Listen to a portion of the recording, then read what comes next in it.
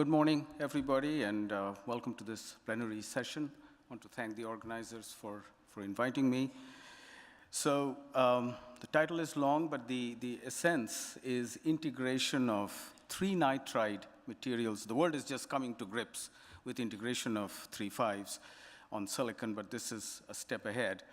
III-Nitride materials, nanomaterials on 001 silicon, and the key word there is 001. And emitting over a very, very wide range.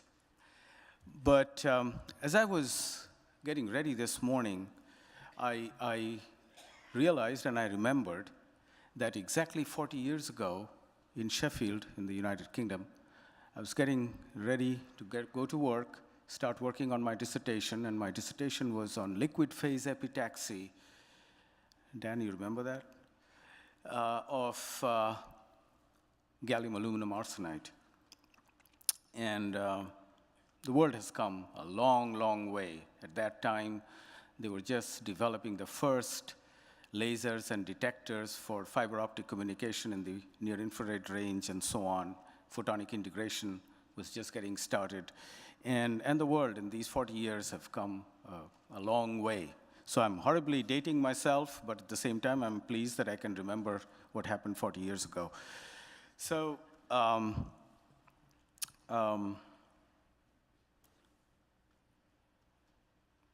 how do you advance this? So here's a brief outline. I'm going to describe first the epitaxy and characteristics of nitride-based nanowires, nanowire arrays actually on silicon. The epitaxy, the molecular beam epitaxy, and some of their properties. I will describe LEDs made with these nanowire arrays. And our main purpose of working on the LEDs was to sort out all the materials issues, the epitaxy issues, and really prepare the material to make monolithic lasers. And then in the lasers, I'll describe first the visible lasers, and these are all diode lasers. And then actually near-infrared 1.3 micron lasers, and I'll finish with a very simple photonic integrated, monolithic photonic integrated circuit on 001 silicon. So without further ado, so visible light sources, LEDs and lasers are important for a number of critical applications, mobile full-color projectors and displays, optical data storage, medical applications, plastic fiber communication, it's good for the red. Heads-up displays is a big emerging market. Of course, solid-state lighting, and so on.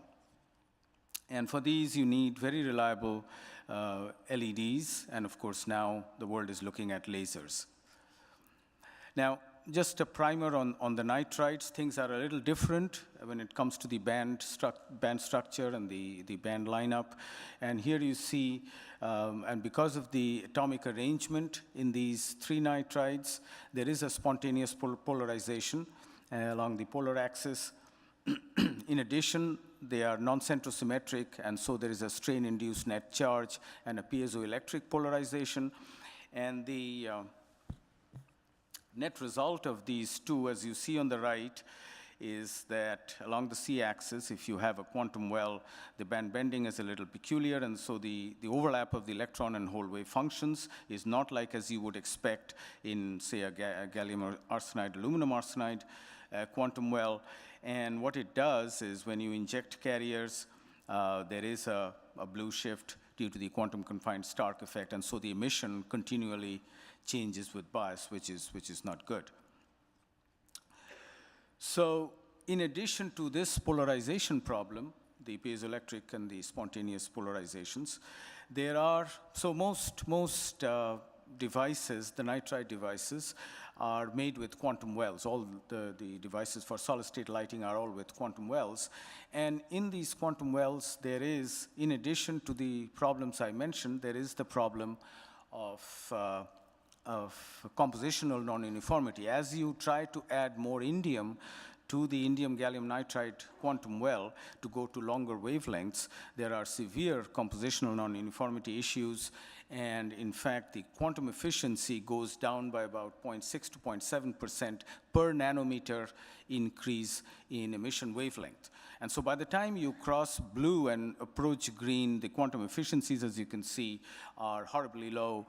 And at the other end, if you come from the red, there is nothing. You cannot do those normally with the nitrides. So the only material available are these aluminum gallium indium phosphide, gallium arsenide heterostructures, and lasers made out of these heterostructures. They have their own problems. The band offsets are low, so the carrier leakage is very high. So the thresholds are of the order of 10 to 15 kiloamps per centimeter square, but that's about all you have. So people refer to this problem, as you can see, as the green gap.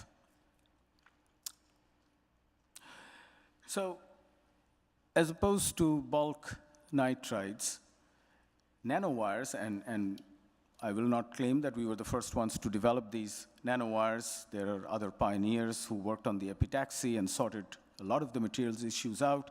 So the two advantages that we see here are, because of the large surface to volume ratio in these nanowire arrays, they are relatively free of extended defects. In fact, when we first started looking at it, I claimed that this is the purest, the most defect-free nitride material that you really can get by epitaxial means, better than homo-epitaxial planar nitride materials. And the other thing is that the continuous radial strain relaxation during the epitaxy of these nanowires leads to smaller polarization fields, and all the effects, all the other effects are also reduced. And one can insert indium gallium nitride disks in these nanowires, and you can vary the composition of the disks, and you can go all the way from ultraviolet to, as you can see, we've gone to red, and as you'll see later, we've gone even beyond. So a little bit of a primer on how we grow these materials. We grow them by plasma-assisted molecular beam epitaxy. And so when we turn on the metal fluxes and the nitrogen plasma, initially there is a preferential bonding of silicon with nitrogen over that of nitrogen with gallium, and the gallium incorporation rate is very, very low. Once this very thin silicon nitride layer is formed at the interface, it removes the epitaxial constraints of the substrate, which means now you can grow anything on it. So the time-dependent stress fields on this thin silicon nitride layer helps to generate the initial gallium nitride clusters, and they form the seed crystals, and then nanowire growth proceeds parallel to the silicon nitride layer with large gallium incorporation. And as you can see in the cartoon on the very left, the air atoms come from all directions, and they either they impinge on the silicon surface, and then they cross the silicon gallium nitride barrier and go up the wall by diffusion, or they impinge on the walls of the nanowires, and then some of the air atoms, of course, impinge on the top of the growing nanowire, which is the 0001 surface. The ones on the side walls and silicon and so on, they anti-gravitate towards the top layer, which has the lowest chemical potential, the lowest energy. So that's how nanowire growth then proceeds. On the very right, you can see an SEM image of a nanowire array, and you can vary the density of these arrays by varying the 5:3 ratio, or even varying the silicon nitride layer. And in the center, you can see a high-resolution TEM cross-section of the silicon nitride interface layer, which kind of acts as a compliant buffer, and then the gallium nitride nanowire itself along the C-axis. So we grow under high nitrogen overpressure, nitrogen-rich conditions, and this slows down the random movement of the air atoms and helps to form those initial nitride clusters. And this amorphous silicon nitride layer also acts as it reduces the 13.5% stress at that interface. It reduces the defect density, and it actually helps in avoiding to form a wetting layer when you are growing these disks. So while the quantum efficiencies are quite large to start with, considering the very large surface areas and so on, we, of course, tune the growth conditions to we optimize the growth conditions to balance the creation of defects at very low substrate temperatures to segregation effects at high substrate temperatures. And there you can see an optimum. We arrive at an optimum. We get a 43% IQE for a growth temperature of about 545 degrees, and indium to group 3 flux ratio of 0.44. So these are some nominal numbers. We, of course, depending on the disk composition and so on, we vary these parameters, but those are some benchmark parameters. To improve the quantum efficiency further, we looked into all kinds of surface passivation, and we actually zeroed in on parylene. Parylene is a polymer with a refractive index of about 1.66, and we deposit it conformally by sputtering. And what we have done then, we've done a lot of temperature dependent, excitation dependent, and time-resolved photoluminescence measurements at both 405 nanometer excitation and 267 nanometer excitation, so that we can excite the nanowires and also resonantly the disks. And from all these measurements, we get the radiative, non-radiative lifetimes as a function of temperature. And what I've shown you here in this busy table are the measured lifetime and then the radiative and non-radiative components in the as-grown samples and in the parylene passivated samples. So several things became very clear. First one was, with parylene passivation, we could get a 10 to 12% improvement in the quantum efficiency, which was huge. And this 10 to 12% improvement was both in the indium gallium disks and in the gallium nanowires. So since the surface to volume ratio is about the same in both, so we concluded that this improvement is really due to a reduction in the surface recombination rate. Also, the non-radiative lifetime in both improved by a factor of about 1.5 to 1.6, and again, that also shows that it's really due to a reduction of the surface recombination. So a little bit now we examined the disk a little more carefully as to what is the nature of these disks, the compositional. We were actually looking for compositional non-uniformities, but what we found instead, so what you see there is a high-angle annular dark field TEM image of an 80 nanometer diameter nanowire, a single nanowire dispersed on a lacy carbon-coated TEM grid. And what you see there is the formation of about 40 nanometer quantum dots, single quantum dots in each disk region. And there on the right to it, as you can see an EELS, electron energy loss spectroscopy map of that. And you see a clear chemical contrast between the disk region, the quantum dot, and the gallium nitride matrix. So this shows, and then you don't see any wetting layer, and so these are Volmer-Weber kind of dots, and that's what you would expect for this very large strain or very large indium compositions. So we calculated using a finite element method, we calculated the total energy of formation of these Volmer-Weber dots for 92, 30, and 20 micron diameter, nanometer diameter nanowires. and the energies that went into this calculation are, of course, the strain energy, the interfacial energy, and the surface energies of indium gallium nitride and gallium nitride. And so what you can see is that in the 92 nanometer diameter quantum dot, energetically you can form these the disks. You can form about 40 to 45 nanometer diameter quantum dots, which agree very well with the experimental data. And in smaller diameter nanowires, you can form dots whose diameter is restricted by the diameter of the nanowire.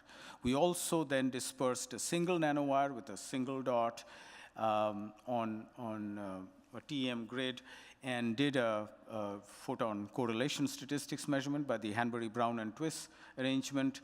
And what you see is clear anti-bunching at 0 time delay between the photon counters, and which also is further evidence of a single quantum dot forming in a single disk. There are other proofs we have, and we might see it later. We did the alpha parameter measurements on the lasers, and they show this very signature dip in the alpha parameter, which is a signature of quantum dot active regions.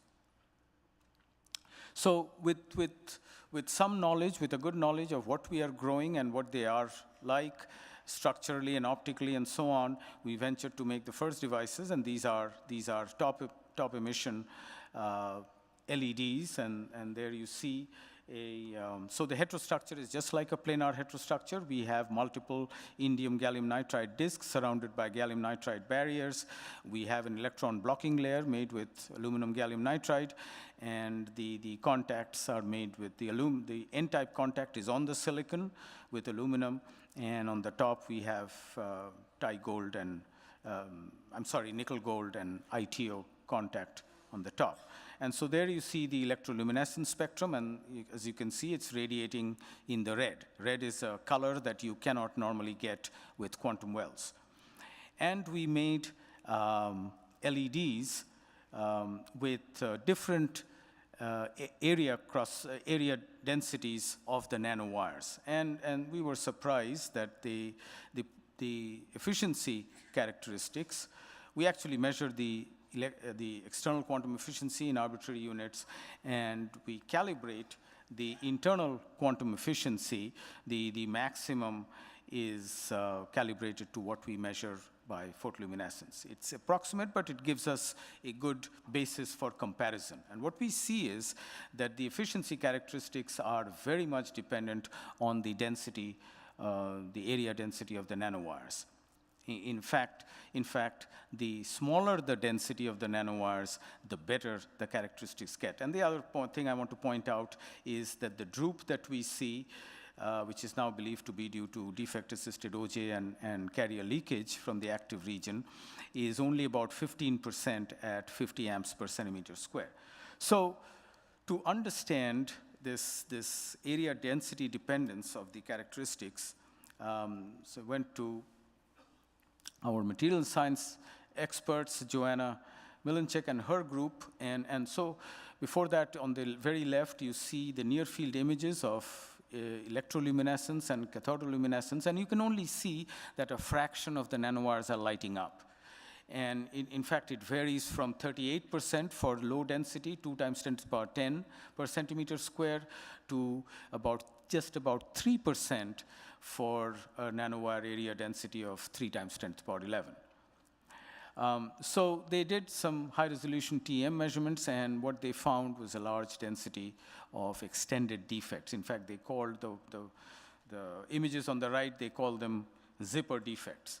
And what emerged is that we found that coalescence was happening. And coalescence can result between 2 or more slightly misaligned nanowires or 2 adjacent nanowires with increasing diameter. And for example, if you lower the growth temperature, the diameter will increase, and so on. And this crystallographic misorientation along the C-axis is accommodated by the formation of the arrays of dislocations and stacking faults, which can behave as dark line, dark spot defects, but electronically, they can behave as deep levels. So we actually made N plus P nanowire junctions with the same, and we took samples with the same area densities as the LEDs, and we measured the deep levels in the gallium nitride. And you see those by the blue Arrhenius plots. First, we found that these deep levels are about what people have seen in bulk gallium nitride. But what we saw is that the deep level density, and now I'm talking about the density per unit volume when we take the fill factor of the dots, of the nanowires into account also, that the deep level densities actually decrease as we decrease the area density of the nanowires. In fact, some of them even disappear. So what we did is we calculated the non-radiative recombination coefficient with that formula that you see, which is true for high-level injection. We see on the right, we calculated the non-radiative recombination coefficients, and that's plotted as A1 in the table. A is obtained from an ABC analysis of the efficiency curves. And then we get B and C also listed on in the bottom. And what we see is that this A1 derived from the quantum dot, the deep level densities, it goes down by a factor of 20. And so this is what really results, these deep levels cause the decrease in efficiency, cause the decrease in the aerial lighting, and so on. And if we subtract this A1 from the A coefficient that we derive from the ABC analysis, then the A2 that I have listed remains more or less constant. It just decreases by a factor of 1.8, and that is due to remaining surface impurities and whatever growth-related defects that you have. So we took this new value of A2 and B and C and modeled and calculated the efficiency curves, and you can see for the lowest area density, we can get efficiencies as high as about 60%. So with all this, we now knew how to grow the dots, what is the optimum density, and so on, how to grow the nanowire arrays, and so on. And so we were ready to I think I'll skip this. We were ready to venture into diode lasers with these nanowire arrays. So we grew laser heterostructures, cladding layers. So the active region contained multiple indium gallium nitride disks to emit in the red. And they had cladding layers of indium aluminum nitride, which is lattice matched to gallium nitride, and then the contact layers, N and P contact layers in the top. So and that you see a mode calculation with the transfer matrix method on the right. So if you're not clear, that's what that laser looks like. It's just like an edge-emitting Fabry-Perot laser, except now it's made with this gallium nitride parylene complex. But before we proceeded, we did a 3D FTTD calculation just to see that we have mode confinement, to find out what the characteristics of the photon propagation are. And so the waveguide was modeled as a nanowire array hexagonal closed pack of 60 nanometer diameter, 67 nanometer spacing, and we randomly disturbed the spacing so that we don't form a photonic crystal. And we see the photon fields in the different planes in response to a Y-polarized plane wave modulated by that Gaussian that we calculated for the mode. And what we see is that in the X direction, that's the propagation direction, there is no mode confinement, it's continuous.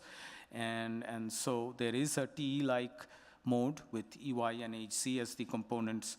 And so we have mode confinement in this nanowire waveguide. We also did, just like you would do with a bulk waveguide, with a planar waveguide, we did a a measurement of the mode waveguide loss, and we excited it with green light, and we get a mode waveguide loss of about 7 dB per centimeter, which is quite acceptable. So with this, we were sure that we could perhaps get a laser to work.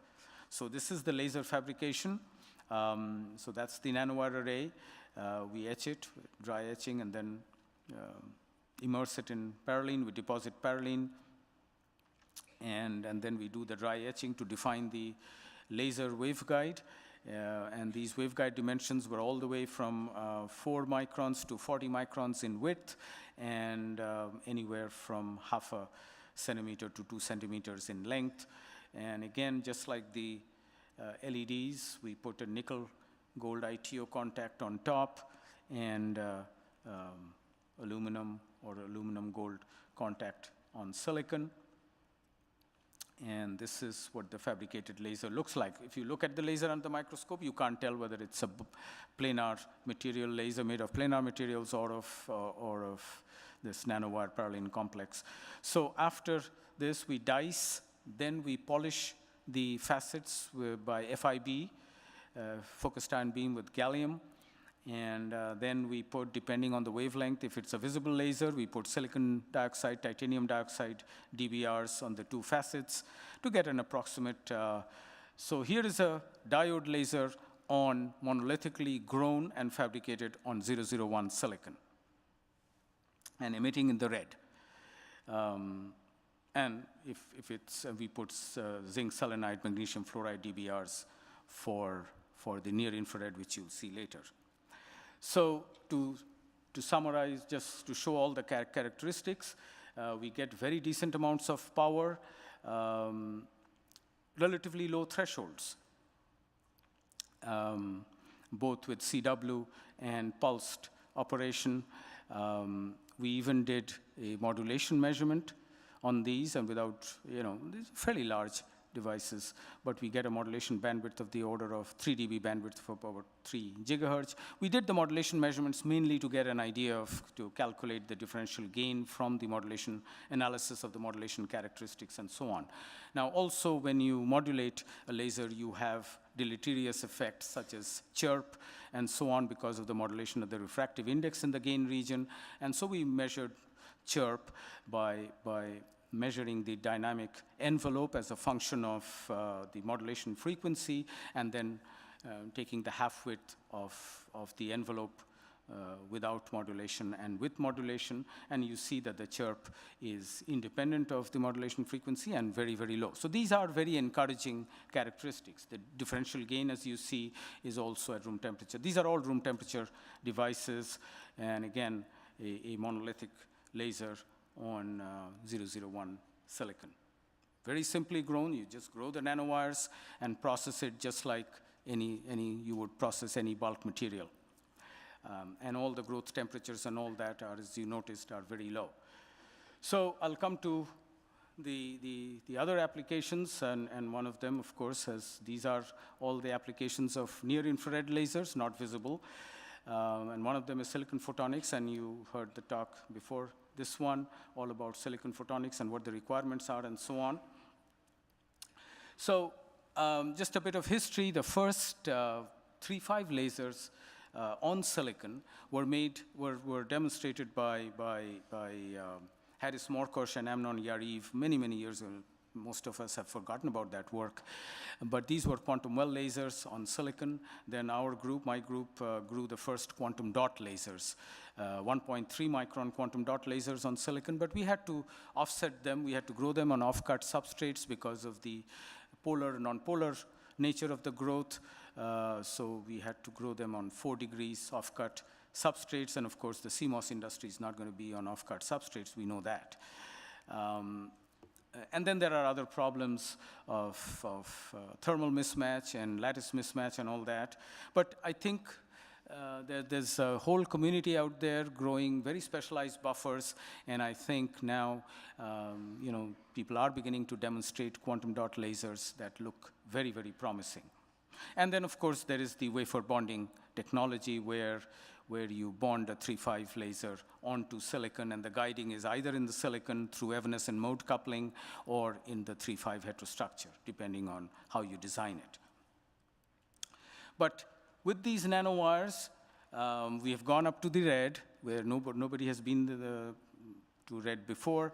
But then we said, okay, let's try and go all the way. So the indium gallium nitride disks, I told the students, let's grow indium nitride. And nobody had grown indium nitride nanowires or disks in nanowires and anything like that. So we did that. On the left, you see the nanowire laser heterostructure. And this is, those of you who are familiar, this is a Grinch structure, a graded refractive index. So you have the waveguiding clad by a graded layer. There are 10 equal 15 nanometer sections of indium gallium nitride with varying composition from gallium nitride to 40% indium gallium nitride. And in the active region, we have 4 indium nitride disks bounded by indium gallium nitride 40% barriers. This was a very difficult, well, not difficult, but this was something, but we didn't know what to expect. Surprisingly, we got very good, I think because the disks are now binary materials, we got very good luminescence. In fact, the very approximate radiative efficiency was about 67%, even without any parylene deposition. Just to see a little bit of the structural characteristics, again, you see, and we measured the composition also by EDAX, and here you see a high-angle annular dark field image. And what we see in the indium nitride disk region is a central cylindrical indium-rich dot surrounded by a gallium-rich outer region. And you see those bulgings in the dot regions. Actually, interestingly, we were very pleased to see a theoretical paper where they had predicted this bulging, and this bulging is due to the strain-assisted atom kinetics on the growing surface. So everything seemed to be all right.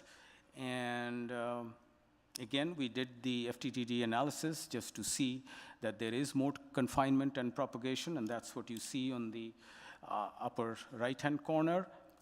And we also analyzed the photoluminescence, the low-temperature photoluminescence, and this was done by John Dalasassi's group at the University of Illinois at Urbana-Champaign.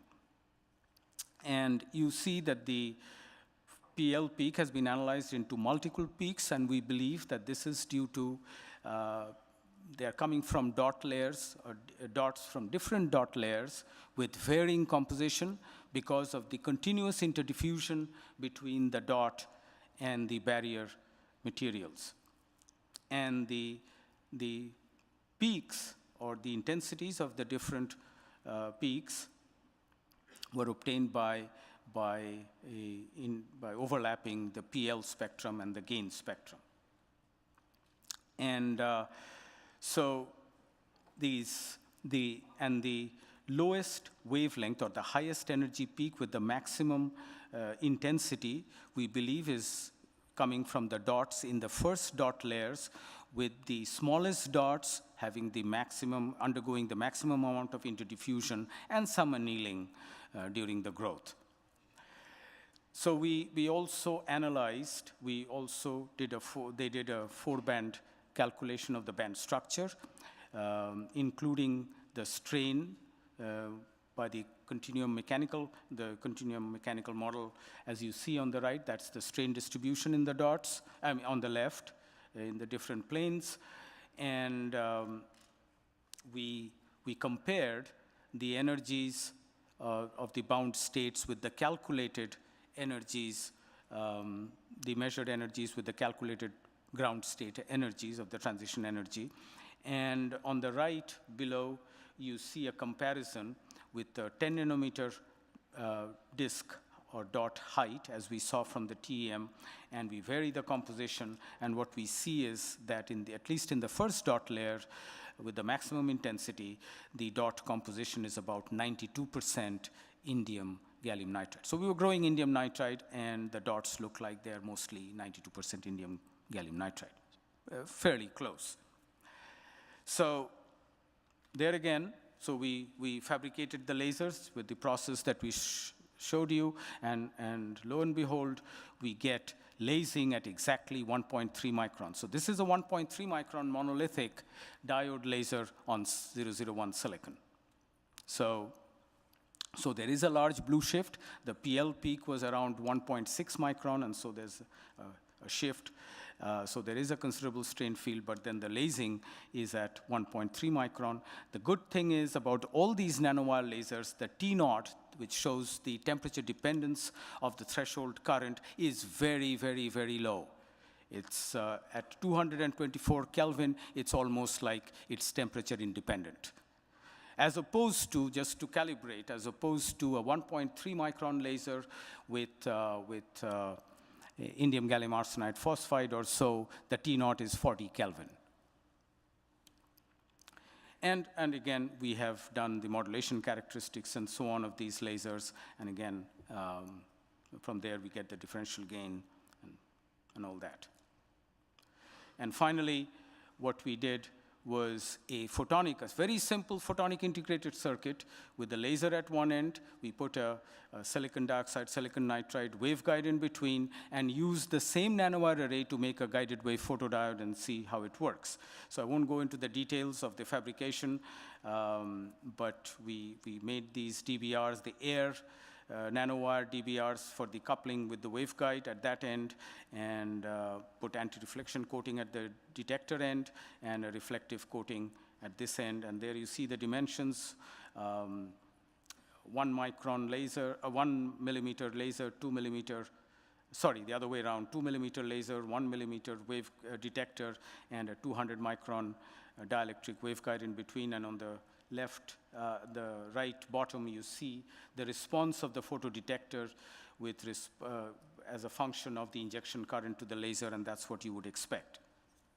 So it all works. The photodiodes, the photodiode response characteristic gave us some surprising results, and I won't get into that except with my last view graph, and this is where we are now. IR detectors, and NASA is very excited about this, IR detectors on silicon. You totally bypass this bonding of detector arrays on the ROIC and thereby save a lot of problems and cost and so on. So we're working with NASA to make IR detector arrays with inter-subband absorption, and there you see the inter-subband absorption at room temperature. So with that, it's not really the subject of this talk, and so I won't go further. And with that, I'm going to stop and acknowledge all my collaborators, the students mainly, and the funding agencies. And thank you. Thank you very much for a very exciting and stimulating talk. We have time for maybe a couple of short questions, please.